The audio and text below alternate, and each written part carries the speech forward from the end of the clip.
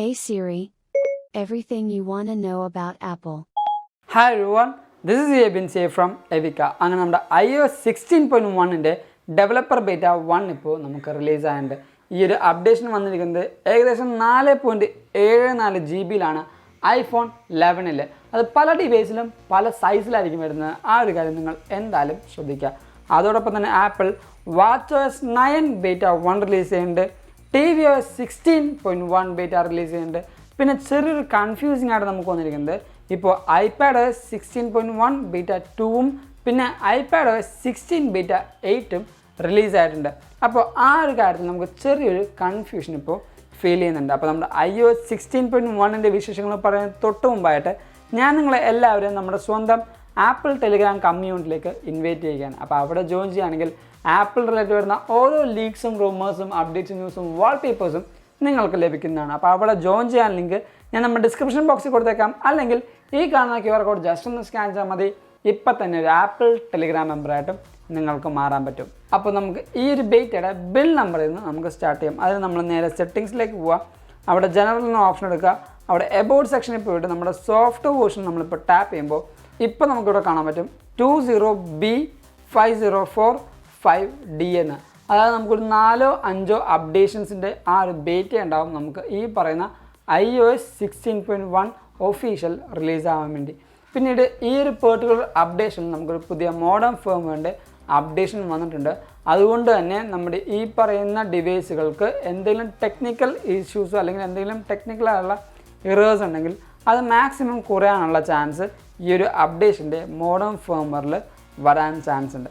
പിന്നീട് നമ്മുടെ ഈ ഒരു iOS 16 ഇൻസ്റ്റാൾ ചെയ്ത കുറേയധികം കൂട്ടുകാർക്ക്, എസ്പെഷ്യലി പറയുകയാണെങ്കിൽ ഐഫോൺ XR, 11, 12 mini, 13 mini എന്നീ പറഞ്ഞ ഡിവൈസ് കാറ്റഗറീസ് യൂസ് ചെയ്യുന്ന എല്ലാ യൂസേഴ്സിനും ഒരു സങ്കടമായിരുന്നു നമ്മുടെ ഡിവൈസിൽ മാത്രം ഒരു ബാറ്ററി പെർസെൻറ്റേജ് ഇല്ല എന്ന്. പക്ഷേ ആ ഒരു സങ്കടം ഇത് iOS 16.1ൽ നമുക്ക് തീരുന്നതായിരിക്കും. കാരണം നമുക്ക് ഈ ഒരു ഐഫോൺ 11ൽ ഇപ്പോൾ എനിക്ക് ബാറ്ററി പെർസെൻറ്റേജിൻ്റെ ഓപ്ഷൻ വന്നിട്ടുണ്ട്.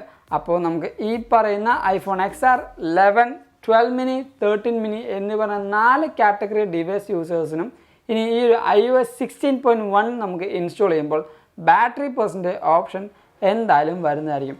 അതോടൊപ്പം ലോ പവർ മോഡ് ഓൺ ചെയ്യുകയാണെങ്കിൽ നമ്മുടെ ആ ഒരു ബാറ്ററി പെർസെൻറ്റേജ് യെല്ലോ ആവുന്നതും നമുക്കിവിടെ കാണാൻ പറ്റും. പിന്നീട് നമുക്ക് വന്ന മാറ്റം എന്താണെന്ന് വെച്ചാൽ നമ്മുടെ ഈ പറയുന്ന ബാറ്ററി ഹെൽത്ത് ആൻഡ് ചാർജിങ് എന്ന് പറഞ്ഞ ഒരു ഓപ്ഷനാണ്. അത് നമ്മളിപ്പോൾ എനേബിൾ ചെയ്യുകയാണെങ്കിൽ ഓൺലി ഇൻ USA മാത്രം നമുക്കൊരു ക്ലീൻ എനർജി ചാർജിങ് എന്നൊരു ഓപ്ഷൻ ഇപ്പോൾ വന്നിട്ടുണ്ട്. അതെന്താണെന്ന് വെച്ചാൽ നമ്മുടെ ഈ ഒരു iOS ഉപയോഗിച്ചുകൊണ്ട് നമുക്ക് മാക്സിമം ആ ഒരു ചാർജിങ്ങിൽ വരുന്ന കാർബൺ എമിഷൻ്റെ ബാക്കി കാര്യങ്ങളൊക്കെ കുറച്ച് കുറക്കാനായിട്ട് വേണ്ടിയാണ് ഈ ഒരു ക്ലീൻ എനർജി ചാർജിങ് എന്ന ഓപ്ഷൻ ഇപ്പോൾ അവൈലബിൾ ആയിട്ടുള്ളൂ.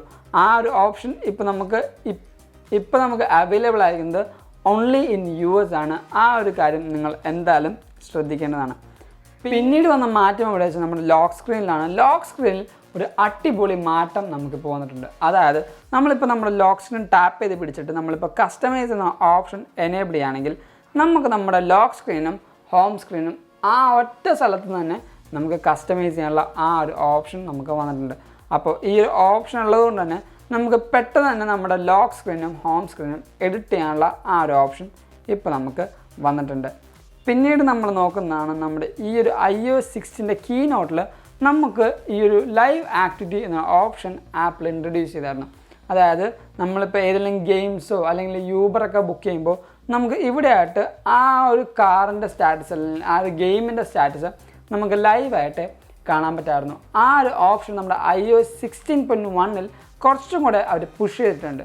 അപ്പോൾ അതെങ്ങനെ നോക്കണമെന്ന് വെച്ചാൽ നമ്മുടെ ഈ ഒരു ഫേസ് ആൻഡ് പാസ്കോഡ് എന്ന ഓപ്ഷനാണ് നമുക്ക് അതിൻ്റെ ഒരു ചെറിയ മാറ്റം വന്നിരിക്കുന്നത്. അതിന് നമ്മുടെ ഫേസ് ID ആൻഡ് പാസ്കോഡ് ഒന്ന് ജസ്റ്റ് ഒന്ന് ഓപ്പൺ ചെയ്യാം. ഫേസ് ID ആൻഡ് പാസ്കോഡ് എടുത്തിട്ട് നമ്മൾ നേരെ താഴത്തേക്ക് പോകുമ്പോൾ ഇപ്പം നമുക്കിവിടെ കാണാൻ പറ്റും ലൈവ് ആക്ടിവിറ്റി എന്ന ഓപ്ഷൻ.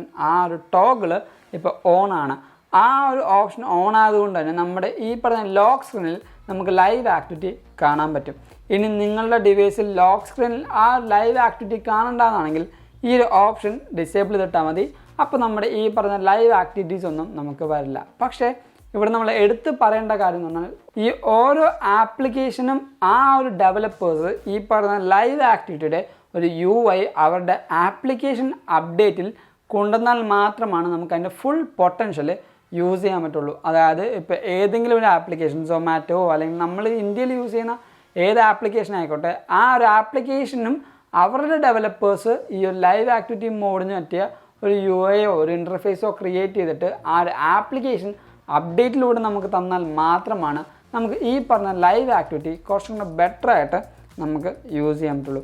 പിന്നീട് വന്ന മാറ്റം എന്താ വെച്ചാൽ നമ്മുടെ സ്ക്രീൻഷോട്ടിലാണ്. സ്ക്രീൻഷോട്ടിൽ നമുക്കൊരു മാറ്റം വന്നത് നമ്മളിപ്പോൾ ടാപ്പ് ചെയ്യുകയാണെങ്കിൽ നമ്മുടെ ഇവിടെ ഡൺ എന്ന ഓപ്ഷൻ നമ്മൾ സെലക്ട് ചെയ്യുകയാണെങ്കിൽ ഇപ്പോൾ നമുക്ക് ഇങ്ങനെയാണ് ഈ ഒരു ഓപ്ഷൻസ് നമുക്ക് പോപ്പപ്പ് ചെയ്യുക. പണ്ടത്തെ നമ്മുടെ സ്ക്രീൻഷോട്ട് ഓപ്ഷൻ എന്ന് പറഞ്ഞാൽ നമുക്ക് താഴത്തായിരുന്നു നമുക്ക് ഈ പറഞ്ഞ ഡീറ്റെയിൽസ് ഫുള്ള് നമുക്ക് വരുന്നത്. പക്ഷേ ഈ ഒരു 16.1-ൽ നമ്മുടെ ഈ ഒരു അപ്ഡേഷനിൽ നമ്മുടെ ഈ പറഞ്ഞ ഓപ്ഷൻസ് ഫുള്ള് പൊക്കത്തേക്ക് അവർ കൊണ്ടുവന്നിട്ടുണ്ട്. അപ്പോൾ ഈ ഒരു മാറ്റവും നമ്മുടെ ഈ ഒരു സ്ക്രീൻഷോട്ടിൽ വന്നിട്ടുണ്ട്. പിന്നീട് നമ്മുടെ ഈ ഒരു കാര്യം പറയുകയാണെങ്കിൽ നമ്മുടെ പെർഫോമൻസിൻ്റെ കാര്യം നമുക്ക് നോക്കാം. പെർഫോമൻസ് എന്ന് പറയുമ്പോൾ അത്യാവശ്യം നല്ല സ്മൂത്താണ്, നല്ല ഒപ്റ്റിമൈസ്ഡ് ആണ്. ചെറിയൊരു കാര്യം പറഞ്ഞാൽ നമ്മുടെ ഈ ഒരു സ്പോർട്സ് സെർച്ച് എടുക്കാൻ നേരം ചില സമയത്ത് ഒരു ബഗ് അടിക്കുന്നുണ്ട്. അതേപോലെ തന്നെ ചില സമയത്ത് എൻ്റെ ഡിവൈസിൽ ഈ ഒറ്റ ഫ്രെയിമിൽ അല്ലെങ്കിൽ ഈ ഒരൊറ്റ പേജിൽ തന്നെ സ്റ്റക്കായി പോകും.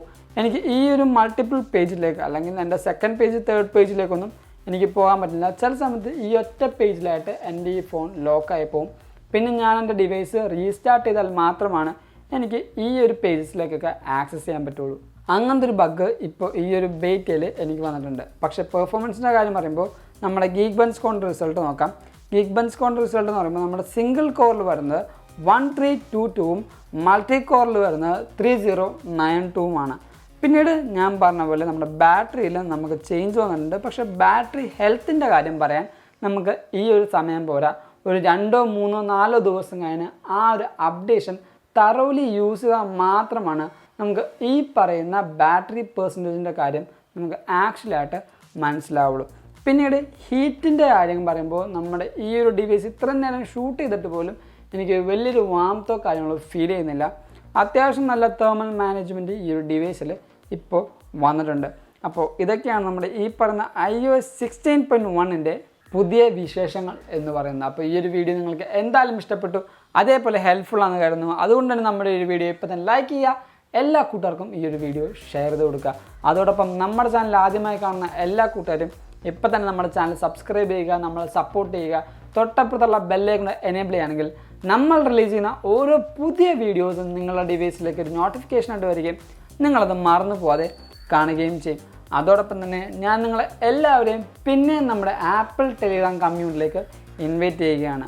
അപ്പോൾ അവിടെ ജോയിൻ ചെയ്യുകയാണെങ്കിൽ ആപ്പിൾ റിലേറ്റഡ് വരുന്ന ഓരോ ലീക്സും റൂമേഴ്സും അപ്ഡേറ്റ്സും ന്യൂസും വാൾപേപ്പേഴ്സും നിങ്ങൾക്ക് ലഭിക്കുന്നതാണ്. അപ്പോൾ അവിടെ ജോയിൻ ചെയ്യാൻ ലിങ്ക് ഞാൻ നമ്മുടെ ഡിസ്ക്രിപ്ഷൻ ബോക്സിൽ കൊടുത്തിട്ടുണ്ട്. അല്ലെങ്കിൽ ഈ കാണുന്ന QR കോഡ് ജസ്റ്റ് ഒന്ന് സ്കാൻ ചെയ്താൽ മതി.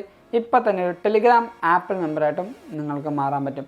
അതല്ല നിങ്ങൾക്കിപ്പോൾ ഇൻസ്റ്റാഗ്രാം വഴിയും അപ്ഡേഷൻസ് അറിയണമെങ്കിൽ നമ്മുടെ ഇൻസ്റ്റാഗ്രാമിൻ്റെ ലിങ്ക് ഞാൻ തൊട്ട് താഴത്ത് കൊടുക്കുന്നുണ്ട്. Go follow me in Instagram too. And thank you so much for watching this whole video. This is Abin Xavier signing from Abin.